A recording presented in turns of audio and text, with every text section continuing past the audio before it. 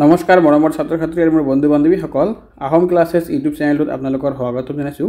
আজি মই তোমালোকৰ কাৰণে লৈ আহিছোঁ ক্লাছ 6ৰ যে কিতাপ আছে তোমালোকৰ আমাৰ বিজ্ঞান এই পাঠটিৰ অনুশীলনীত থকা যিমানখিনি কোৱেশ্চন আছে মই সকলোখিনি লৈ আহিছোঁ। পাৰ্টটো হ'ল 11 চেপ্টাৰ নম্বৰ 11 আৰু ইয়াৰ পেজ নম্বৰত দিয়া আছে আমাৰ 122 তোমালোকৰ আমাৰ বিজ্ঞান আছে যিটো পাৰ্ট কিতাপ আছে তোমাৰ ক্লাছ 6ৰ তোমালোকে যাবা তাতে চাবা ইয়াত অনুশীলনীত যিমানখিনি কোৱেশ্চন আছে মোৰ এইটো ভিডিঅ' তোমালোকে পাই যাবা। পাৰ্টটোৰ নাম আছে কি পানীৰ বিভিন্ন অৱস্থান। ছাত্ৰ ছাত্ৰীসকল এই পাৰ্টটো তোমালোকৰ খুবেই ইম্পৰ্টেণ্ট। ইয়াত প্ৰথমত দিয়া আছে কি শুদ্ধ উত্তৰৰ গ'লটো সম্পূৰ্ণকৈ পূৰ কৰা।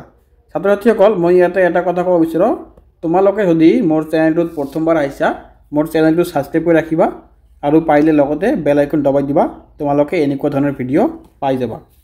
তোমালোকে চাবা এই 122 পেজত যাই কিনে চাবা এনেকুৱা কুৱেশ্যনৰ মূৰে মূৰে এনেকুৱা টাইপৰ বক্স দিয়া আছে আৰু ইয়াত দিয়া আছে কি শুদ্ধ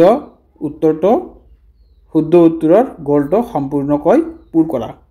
এক নম্বৰত দিয়া আছে কি মেঘ বা ডাবৰ সৃষ্টিৰ মূল কাৰণটো কি।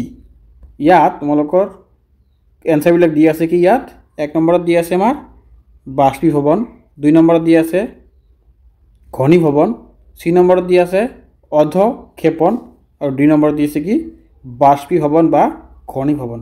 তোমালোকে ইয়াত উত্তৰটো যেনেকুৱা দিয়া আছে 2 নম্বৰ বাষ্পীভৱন বা ঘনীভৱন। তোমালোকে 122 পেজ নম্বৰত যাই কিনে চাবা এনেকুৱা দিয়া আছে চাৰিটা। ইয়াত চাবা তোমালোকে এ দিয়া আছে, ইয়াত বি দিয়া আছে, চি দিয়া আছে আৰু ডি দিয়া আছে। যেনেকুৱা ইয়াত তোমালোকৰ সঠিক উত্তৰটো কি আছে ডি, তেনেহ'লে তোমালোকে এই ডি নম্বৰৰ যিটো তোমালোকৰ কি আছে গেপটো এইটো তোমালোকে এনেকৈ ফিল কৰি দিবা। বুজি পাইছে না কথাটো মই কি কৈছোঁ, মই তোমালোকে এনেকৈ এইটো পূৰ কৰি দিবা, এইটোৱে তোমালোকৰ এনচাৰ। তাৰপিছত এনেকুৱা ধৰণৰ কুৱেশ্যন আৰু তলত 2-3টামান আছে তোমালোকে সেইবিলাকো এনেকৈ পূৰ কৰি দিবা। যেনেকুৱা 2 নম্বৰত দিয়া আছে আমাৰ এতিয়া কি ঘনীভৱনৰ ফলত কি হয়। এ নম্বৰত দিয়া আছে পানীৰ পৰা জলীয় বাষ্পলৈ পৰিৱৰ্তন, 2 নম্বৰত দিয়া আছে জলীয় বাষ্পৰ পৰা পানীৰ কণিকা, 3 নম্বৰত দিয়া আছে পানীৰ কণিকাৰ পৰা মেঘ গঠন আৰু ডি নম্বৰত দিয়া আছে মেঘৰ পৰা বৰষুণ। ঠিক আগৰ দৰে তোমালোকে এনেকৈ দি দিবা, 4টা ঘৰ থাকিব এ বি চি আৰু ডি থাকিব। ইয়াৰ উত্তৰত কি আছে আমাৰ বি নম্বৰটো আছে ইয়াৰ সঠিক উত্তৰ, তোমালোকে তেনেহ'লে বি নম্বৰটো এনেকৈ পূৰ কৰি দিবা। তাৰপিছত আমাৰ ই আছে 3 নম্বৰত বাষ্পীয় ভৱনৰ ফলত কি হয়। ইয়াত 4টা অপশ্যন দিয়া আছে জলীয় বাষ্পৰ পৰা পানী, বি নম্বৰত দি আছে পানীৰ পৰা জলীয় বাষ্পলৈ পৰিৱৰ্তন, চি নম্বৰত দি আছে পানীৰ পৰা বৰফলৈ পৰিৱৰ্তন আৰু ডি নম্বৰত দি আছে কি আমাৰ পানীৰ কণিকাৰ পৰা মেঘ গঠন। ইয়াৰ সঠিক উত্তৰটো হ'ব বি নম্বৰ পানীৰ পৰা জলীয় বাষ্পলৈ পৰিৱৰ্তন। তাৰপিছত কি হ'ব আমাৰ 2 নম্বৰত দি আছে খালী ঠাই পূৰ কৰা। এইবিলাক খুবেই ইম্পৰ্টেণ্ট, তোমালোকৰ এক্সামত আহি থাকে। ৰ'দত তিতা কাপৰ শুকোৱা প্ৰক্ৰিয়াটো হ'ল ইয়াত ড্ৰেছ থাকিব, তোমালোকৰ ড্ৰেছত কি হ'ব বাষ্পীয় ভৱন। 2 নম্বৰত দিয়া আছে পানীৰ গোটা অৱস্থা হ'ল তৰল আৰু গেছীয় অৱস্থা হ'ল জলীয় বাষ্প। এই ড্ৰেছত এটা হ'ব তৰল আৰু এটা হ'ব জলীয় বাষ্প। তাৰপিছত 3 নম্বৰত দি আছে কি আমাৰ বায়ুমণ্ডল অতি ঠাণ্ডা হ'লে পানীৰ সৰু টোপোলাবোৰ এই দেশত তোমালোকে কি লিখিবা বৰফ নাইবা নীৰলৈ পৰিণত হয়। 4 নম্বৰত কি আছে ইয়াত আকৃতিৰ পৰিৱৰ্তন নোহোৱা পানীৰ অৱস্থাটো নাম হ'ল কঠিন অৱস্থা, দেশত তোমালোকে কি লিখিবা কঠিন অৱস্থা। 5 নম্বৰত দিবা ঘনীভৱন প্ৰক্ৰিয়াৰ ফলত নিয়ৰ সৃষ্টি হয়। ইয়াত ড্ৰেছ থাকিব, তাত তোমাৰ কুৱেশ্যনত থাকিব কি প্ৰক্ৰিয়াৰ ফলত নিয়ৰ সৃষ্টি হয়, তোমালোকে ইয়াত দেখিবা কি ঘনীভৱন প্ৰক্ৰিয়াৰ ফলত নিয়ৰ সৃষ্টি হয়। 3 নম্বৰত দিয়া আছে তলত দিয়া ঘটনাবোৰ কি প্ৰক্ৰিয়াৰ লগত জড়িত। এইটো হ'ব 1 নম্বৰত দি আছে যেনেকুৱা উত্তপ্ত লোৰ দণ্ড এডালত পানী ছিটিয়ালে পানীৰ ভাৱ ওলায় বাষ্পীভৱন।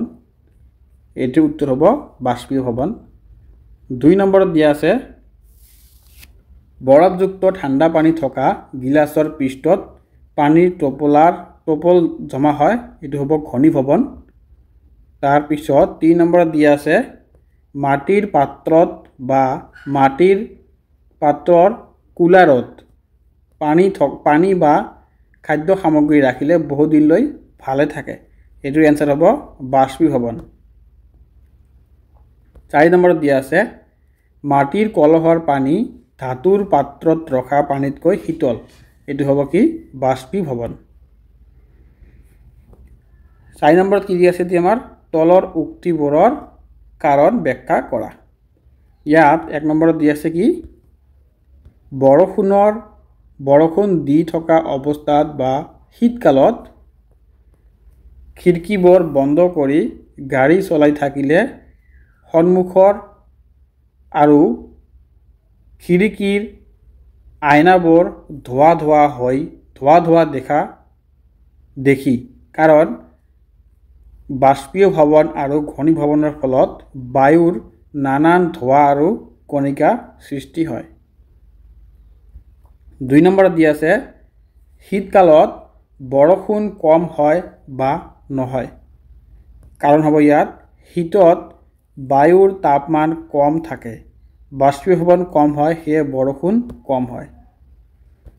3 নম্বৰত দিয়া আছে তিতা কাপোৰ ইস্ত্ৰি কৰোঁতে পানীৰ ভাৱ ওলায়, কিয় ওলায় এইটো বাষ্পীভৱনৰ ফলত কাপোৰৰ পানী বাষ্পত পৰিণত হয়।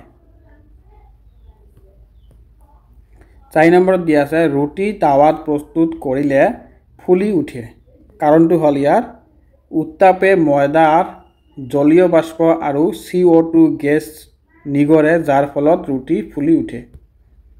5 নম্বৰত দিয়া আছে কি আমাৰ ফেনৰ লগত তিতা কাপোৰ ৰাখিলে শুকায়, কাৰণটো হ'ল বায়ুৰ গতি আৰু উত্তাপ বাষ্পীভৱন বঢ়ায়। 5 নম্বৰত দিয়া আছে কি আমাৰ কাৰণ ব্যাখ্যা কৰা। 1 নম্বৰত দিয়া আছে ৰেফ্ৰিজাৰেটৰত থকা পানীৰ বটল বাহিৰত ৰাখিলে বটলৰ বাহিৰত পানীৰ কণিকা জমা হয়, ইয়াৰ কাৰণটো হ'ব বটলৰ পৃষ্ঠত ঠাণ্ডা বায়ুৰে জলীয় বাষ্প ঘনীভৱন হয়। তোমালোকে চাবা ফ্ৰিজৰ পৰা এটা পানীৰ বটল বাহিৰত ওলাই অনাৰ পিছত এই বটলটোৰ বাহিৰত চাবা তোমালোকে পানীৰ কণিকাবিলাক লাগি থাকে, এইটো কিয় হয়, এইটো হ'ব এনসাৰ বাষ্প ঘনীভৱনৰ হয় কাৰণে এনেকুৱা হৈ থাকে। 2 নম্বৰত দি আছে বাষ্পীভৱন আৰু ঘনীভৱন নহ'লে জলচক্ৰ নহয়, কাৰণটো হ'ব ইয়াত পানীৰ বাষ্পীভৱন আৰু ঘনীভৱনৰ অবিহনে বায়ুমণ্ডলত পানী চলাচল নহয়। এতিয়া কি আহিল আমাৰ কুৱেশ্যন নম্বৰ 6, শীতকালত গছৰ পাতত নিয়ৰ দেখা পাওঁ কিয়? শীতকালত আমি চাবা এতিয়া শীতকাল পৰিছে, এতিয়া চাবা তোমালোকে ৰাতিপুৱা উঠি গছৰ পাতত কিছুমান নিয়ৰ পানী নিচিনা থাকে। উত্তৰটো হ'ব শীতকালত বায়ুমণ্ডল অতি ঠাণ্ডা হোৱাৰ ফলত গছৰ পাতৰ ওপৰত থকা জলীয় বাষ্প ঘনীভৱন হৈ নিয়ৰ ৰূপ পৰিণত হয়।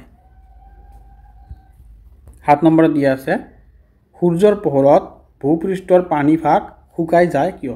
সূৰ্যই যেতিয়া পোহৰ দিয়ে তেতিয়া চাবা আমাৰ ভূপৃষ্ঠৰ যিবিলাক নলা নৰ্দমা আছে, খাল আছে, ডিঙি আছে, এইবিলাকৰ পানীবিলাক শুকাই যায়। এইটো কিয় শুকাই যায় ইয়াত তোমালোকে পাই যাবা। সূৰ্যৰ পোহৰত ভূপৃষ্ঠৰ পানী উত্তাপে বাষ্পীভৱন হৈ বায়ুত পৰিণত হয়, সেয়েহে পানীভাগ শুকাই যায়। 8 নম্বৰত কি দিয়া আছে এতিয়া পানীৰ দৰে 3টা অৱস্থাত পাব পৰা এবিধ পদাৰ্থৰ নাম লিখা। ইয়াৰ উত্তৰটো হ'ব কাৰ্বন ডাই অক্সাইড CO2 কঠিন তৰল আৰু গেছ অৱস্থাত পাব পৰা পদাৰ্থ। 9 নম্বৰত দিয়া আছে বাষ্পীভৱনত কি কাৰকে প্ৰভাৱিত কৰে? ইয়াৰ উত্তৰটো হ'ব বাষ্পীভৱনত প্ৰধানকৈ তাপমান, বায়ুৰ আৰ্দ্ৰতা, বায়ুৰ গতি আৰু পৃষ্ঠৰ ক্ষেত্ৰফল প্ৰভাৱিত কৰে। এতিয়া আহিল আমাৰ 10 নম্বৰ কুৱেশ্যন, হাতত চেনিটাইজাৰ লগালে হাতখনত ঠাণ্ডা লাগে কিয়? ইয়াৰ উত্তৰটো হ'ব চেনিটাইজাৰত থকা এলকহল বাষ্পীভৱন হয় আৰু বাষ্পীভৱনৰ সময়ত তাপ শোষণ হয়, যাৰ ফলত হাতত ঠাণ্ডা অনুভৱ হয়। ছাত্ৰ ছাত্ৰীসকল, মোৰ ভিডিঅ'টো ইয়াতে শেষ কৰিলোঁ। তোমালোকক যদি ভিডিঅ'টো ভাল লাগিছে চেনেলটো ছাবস্ক্ৰাইব কৰি ৰাখিবা আৰু পাৰিলে লগতে বেল আইকন দবাই দিবা। মই এনেকুৱা ধৰণৰ ভিডিঅ' বনাই আছোঁ, ক্লাছ 6, 7, 8, 9, 10 লৈকে বনাই আছোঁ। তোমালোকে যদি 7ত উঠিবা মোৰ 7ৰ ভিডিঅ'বিলাক তোমালোকে পাই যাবা। আৰু ইয়াতে এটা কথা ক'ব বিচাৰোঁ, তোমালোকক যদি ভিডিঅ'টো ভাল লাগিছে বা কিবা এটা বুজি পাইছা তেনেহ'লে তোমালোকে কমেণ্টত মোক কিবা এটা লিখি দিবা, যাতে মই অলপ ইনস্পায়াৰ হওঁ আৰু ভালকৈ বনাবলৈ চেষ্টা কৰিম। ধন্যবাদ। আজিৰ ভিডিঅ'টো ইয়াতে সমাপ্ত।